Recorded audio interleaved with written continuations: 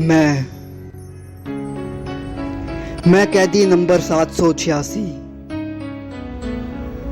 Jail की सलाखों से बाहर देखता हूँ।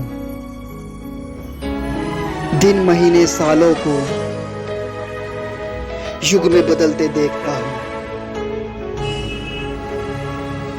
इस मिट्टी से मेरे बाबूजी के खेतों की खुशबू आती है। ये धूप मेरी माटी की ठंडी चांद याद दिलाती है। ये बारिश मेरे सावन के झूलों को सत्संग लाती है। ये सर्दी मेरी लोहड़ी की आग सेक के जाती है। वो कहते हैं ये तेरा देश नहीं है, फिर क्यों मेरे देश जैसा लगता है। वो कहते हैं मैं उस देश जैसा नहीं,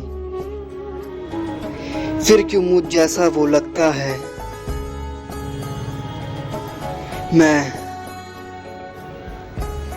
मैं कैदी नंबर 786 जेल की सलाखों से बाहर देखता हूँ। सपनों के कांफ से उतरी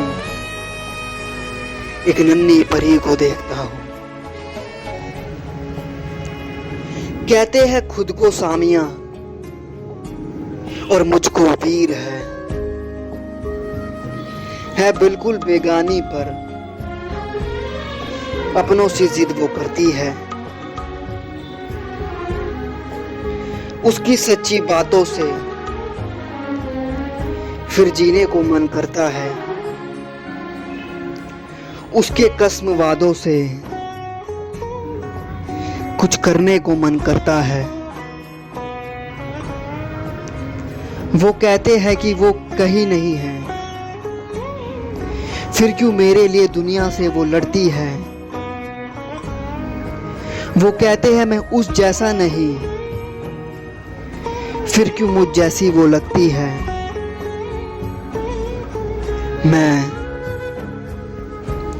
मैं कैदी नंबर 786 जेल की सलाखों से बाहर देखता हूँ। मेरे गांव के रंगों में लिपटी एक नई ज़ारा को देखता हूँ। मेरे ख्वाबों को पूरा करते खुद के ख्वाब भूल चुकी है वो। मेरे लोगों की सेवा करते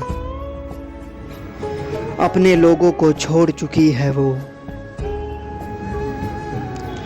उसका दामन अब खुशियों से भरने को जी करता है। उसके लिए एक और जिंदगी जीने को जी करता है।